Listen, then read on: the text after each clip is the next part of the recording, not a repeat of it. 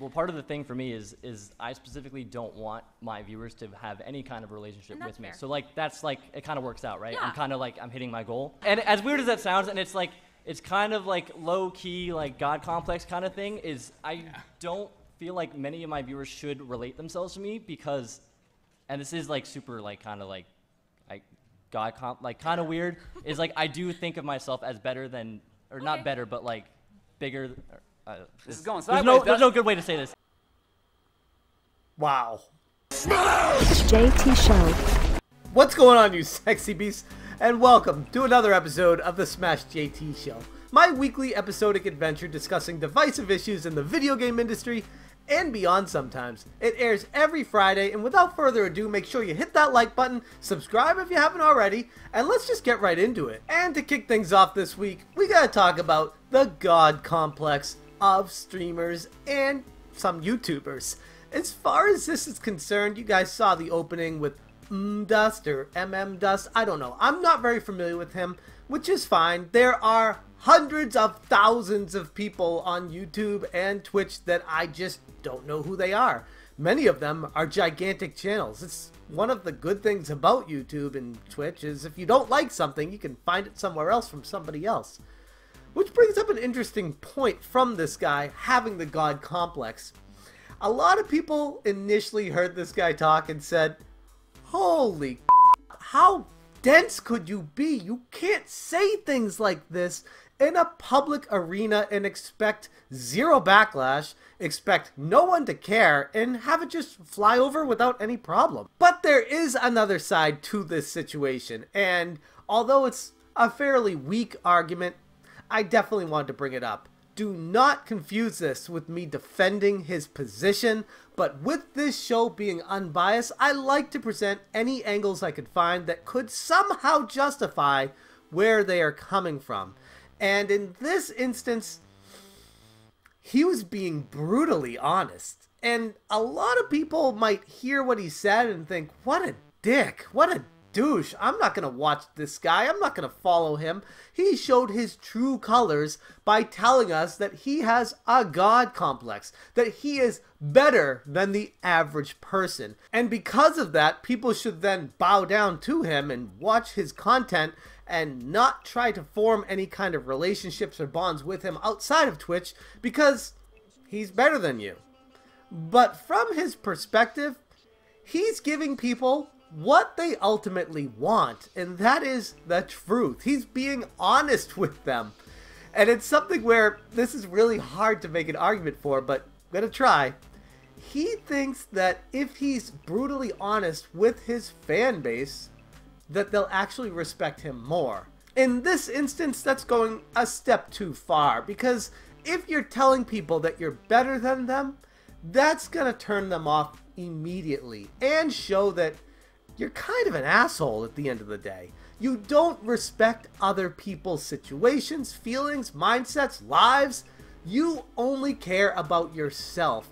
And in YouTube and Twitch, and for many areas in the public entertainment realm, you need people to be on your side. They are the people that got you to where you are in the first place. And by saying this kind of thing, it kind of opens yourself up to a lot of criticism saying, you don't need them to be successful. You would be successful whether they watched you or not.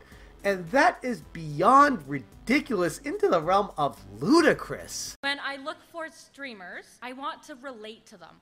I want them to be witty. I want them to be cool. I want them to have that unique aspect that all of us strive to have. But I need there to be a little bit of a relationship because I don't want to talk to a wall. As this audience member explained, they want to watch a streamer that they can relate to. Somebody who they feel like they're in the room with them, watching the game and having a good time like they're right there. In a case like the way this guy has a God complex and wants to form a wall in between the bond of the streamer and the person watching, I am beyond shocked he was able to get to the point that he is in his career to be able to say the words that he did. It's crazy. The more I try to dissect this, the more I can't understand why somebody would say that, even if they felt like they were giving full disclosures and being brutally honest.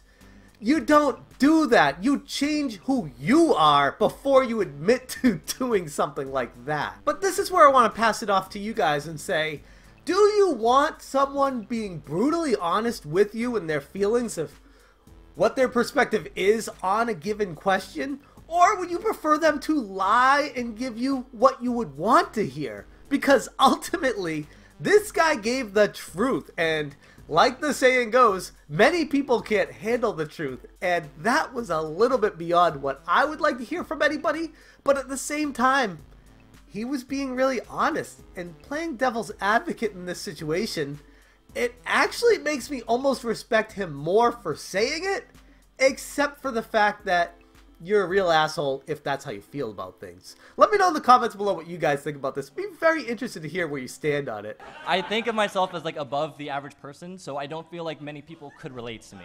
And from that, I want to move on to this week's smashing game of the week, which comes from us from the creator of Undertale, called Deltarune, and it released on October 31st, Halloween, for PC for free.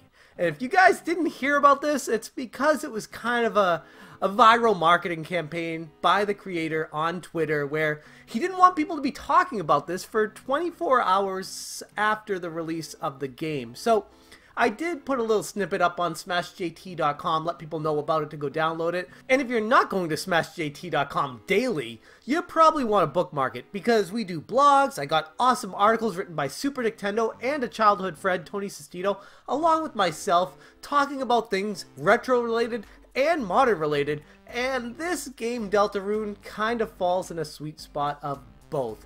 If you are a fan of the original Undertale, which, let's be honest, everybody loves the original Undertale, and if you didn't love it, that's your fault. The original Undertale reminds me of the old school RPGs, harkens back to the days of Earthbound, where it was quirky, had a different approach, the battles were intuitive and unique, and felt like you were immersed in the world of the game while playing it. This game, Deltarune, builds upon Undertale, so you should probably play Undertale first if you haven't already. And if you haven't already, what are you waiting for? Undertale is one of the best games I've seen in a very long time. This game, Deltarune, it's free. Check it out. I'll put a link in the description. That's all I'll say about it. And that's where I'm going to end this week's episode. Again, I want to say thank you so much to all the Patreons listed on the screen right now who help every month in their donations with the support of the channel. If you're interested in joining them for as little as $1 per month, it absolutely would mean the world to me. Hit that Patreon link that just showed up on the screen right now. And if you haven't already, make sure you hit the subscribe and the bell for notifications. And if you missed last week's episode, I'll put a link to it right there. That's all I got for you guys today. Again, thank you so much for watching, and as always, you stay sexy.